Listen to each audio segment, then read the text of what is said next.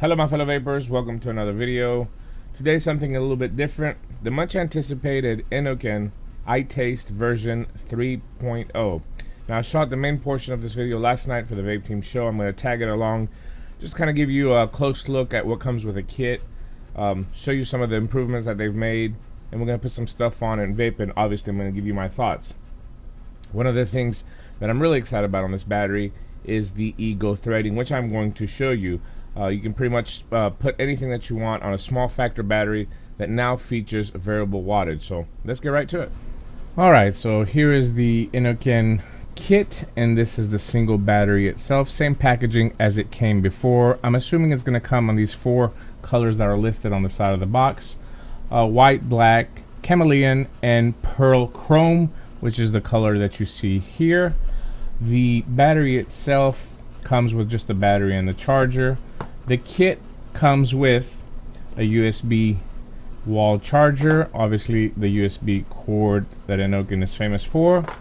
It has a little instruction card inside how to fill all their clearamizers, the i16, the i30, the tidies, with pictures on it. It has a pretty extensive and actually a pretty decent manual. It is this large because it has it in various languages inside: Italian, Greek, French, and obviously English. Really explanatory, really detailed. I dig it. Also inside, it had 5 i16 Clearos. I'm pretty much sold on these Clearos. They've been performing really well. Dual coil, top coil with replaceable heads. We'll get into that when we start vaping it. And the battery itself. And this is what we're going to focus down here. Let me get all this stuff inside here.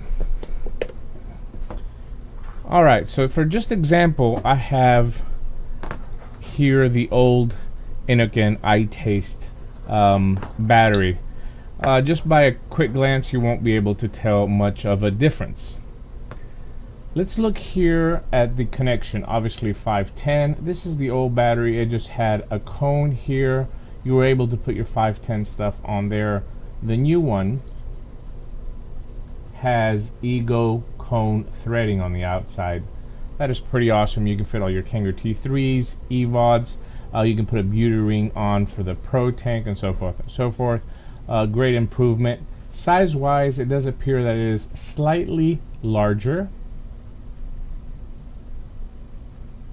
And I'm just going to turn around and show you one of my favorite upgrades. Micro USB charger. Finally, the charger that comes with it is a micro USB instead of that old Nokia phone style charger that they featured at the old one, which I was never a fan of. You couldn't even use it as a pass through. It would pop out, and nobody really has those chargers around anyway. The button has been redesigned a little bit. You'll see here, from being a total metal button, it has a little plastic around. The LED on this is really, really bright. Let me show you this, the old one. There's the new one. You can see how bright that is. 3-click on and off. Get the little light show. The battery is going to turn off just like the old one. 1, 2, 3. Turns back on. As the button is green, that means your battery is fully charged. As it goes into yellow, it's starting to deplete, and red, it's time to recharge. Great feature on that, especially for new vapors. The screen has been redesigned as well too, from a red on the old one to a blue on the new one. The plus and minus buttons have been increased in size a little bit, making them a little bit easier from the old ones to press. Now the biggest obviously change from the previous model is not only is this a variable voltage battery, but it is a variable wattage battery. And to switch between the two, all you have to do is, if you want to go into the power mode, you press the plus sign. Let me turn it around this way so you'll be able to see it. You press the plus sign and then the power button, and you hold it down until you see P. That means power. It's set at 10 watts. Now if I want to go into variable voltage mode, I press the minus and then the power button together, hold it for a few seconds, and it's going to switch to volts. And while we're here, Let me show you. It will go from 3.3. It does not round robin. Obviously the puff counter, as soon as you press any button, is still there, and it will go all the way to 5 volts and it will stop there. Now if I want to switch back to power, plus sign, power, hold it down for a few seconds, you'll see VP, and now I can go from 6 watts, again it does not round robin, all the way to 11 watts. Another feature that they have implemented on the new iTaste is a resistance checker. If I press both of the buttons together,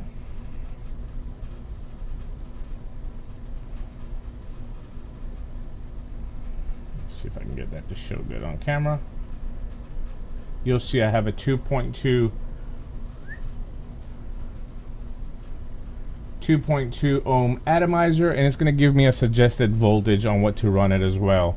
So great feature in such a small battery, so many features included. I think it is pretty awesome. I have been testing it mostly in variable wattage mode. I have been kind of setting it at 10 watts. That's my comfort level. Everything that I've put on there has been vaping really good. No other noticeable changes on this. Let's go ahead and go up top and let's put some stuff on it and vape it. One more small difference between the old one and the new one. In the back here you'll see there's a little knob there that doesn't really do anything. I'm not quite sure what that is, but anyway, it wasn't on the old one. Let's go ahead and put our iClear 16 on here. Now I have been testing this in various voltages and various wattages. I don't have all the fancy equipment to give you the numbers. I'm sure Phil will do a Pibusardian length video on it with all the accurate numbers with his oscilloscopes and so forth and so forth. I vape based on taste, and from the a lot of devices that I've tested, I can pretty much judge if it's accurate or not, and it appears to me to be accurate. Let me go ahead and top off this iClear 16. Since we're here on the video, I'm just going to use my needle bottle and fill that up right around the silicone right there. Put my drip tip on it. This is a 2.2 ohm coil, and I've got it set at 10 watts. Here we go.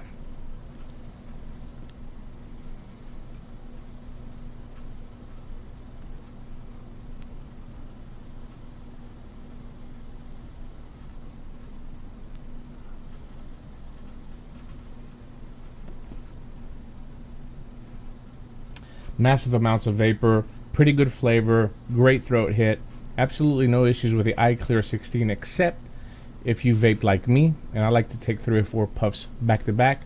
The mouthpiece does get warm. Makes sense, dual coil very close to the mouthpiece.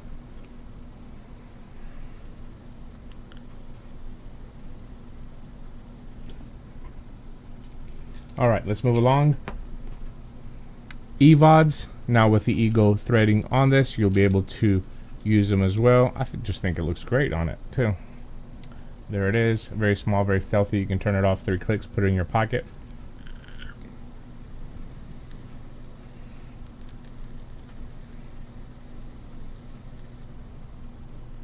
This is a 70 BG 30 VG mix Caramella from Mountain Oaks.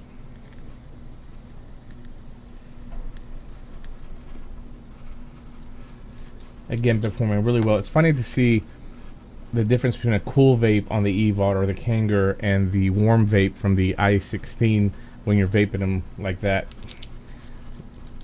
Put the Kanger, this is the MT3.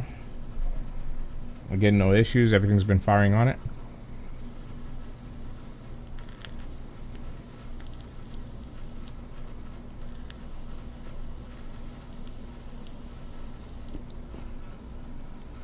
And like I said, the Kanger Pro Tank, now that you can put the beauty ring around it, it's not going to look odd on this. The only drawback that I have seen to the iTaste might be the 800 milliamp hour battery that it has, but you know, I get it. there's really not enough room in such a small device to put a bigger battery pack. I mean, here's a 650 milliamp hour Ego Twist battery, and you can see how small it is. I mean, obviously they have to make the device bigger if they're going to put a bigger battery pack, and that might be a drawback because I can't get more than 5-6 hours of vape time with this battery. So if I'm going to be gone for the entire day, I will have to have a second one with me as a backup, especially if I don't have a computer nearby or USB access to charge it and use it as a pass-through. Now with a micro USB, you can plug it in and use it as a pass-through as well. You can see how bright that LED light is. It's green, that means it's charging. When the light turns off, the battery is fully charged. Aside from the 800 milliamp hour, the 11 watts, we talked about that. It might be limited to some people. I think overall the majority of people are going to be able to vape under that and be satisfied. And I'm glad that they went with 11 watts and they didn't overinflate it, kind of like the eVic when it first came out. It said it'll do 15 watts, even though we know the battery limitations on it are not going to allow you to give you those numbers. This is more realistic for such a small battery. And for the longest time, I have been asking for a small size battery that features variable wattage for all the people that do use clearomizers, and you don't have to put them on a device like a lot of the DNA devices that are coming out. They're all 510 threaded. They're not Ego threaded, so you have to put an adapter in order to use your Ego stuff. With this, you can flush mount it on there and start using all the the clearers that you like. It's hard for me not to suggest this to a new vapor. I just absolutely have fallen in love with it. It's something that I'm going to be able to give to somebody that's coming into vaping. Once they find their sweet spot with wattage, they can set it and forget it. No matter what they're going to put on there, they're not going to pop a coil. It's not going to give them a bad vape to turn them off from vaping. The beauty of variable wattage is where you pretty much kind of set it where you like it, and then no matter what you're going to put on there, it's going to give you that same heat to the coils.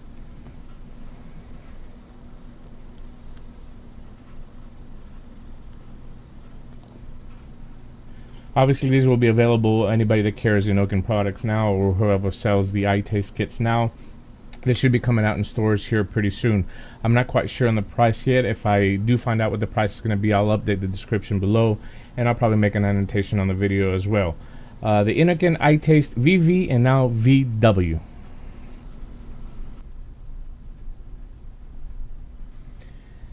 So there you have a look at the Inokin version 3.0. Now, with all the ball busting that goes on between me and Phil, the truth is that behind the scenes, we do talk a lot about these products that we get to review, as I do with other reviewers and other people that are actually using them. A lot of this feedback goes back to these factories that produce these devices, and no exception with Inokin. It's refreshing to see a company that actually listens, though, to some of the advice that we give, and they try to redesign their batteries to make them even better. Now, everything that we asked for on the first version of the Inokin iTaste has been implemented here, along with variable wattage, which was kind of a surprise to me. I have also found out that the new MVP, the box mod, something that I highly recommend, something my wife uses on a daily basis, will have the same features. It will feature variable wattage, and it will have a resistance checker as well. So, great job. I highly recommend it. I really like this battery, especially for somebody that's new coming into vaping. Something very simple that can just set it one time and forget it. All these popular clearers that are easy for people to get started will fit on it. Great job by Inokin. As always, I hope you enjoyed the video. If you have any questions, drop me a line, vapinggreek@vapeteam.com. You can follow me on Twitter, G+, and of course Facebook, or catch me live every Wednesday night, 9:30 p.m. Eastern, vapeteam.com. Thank you for watching.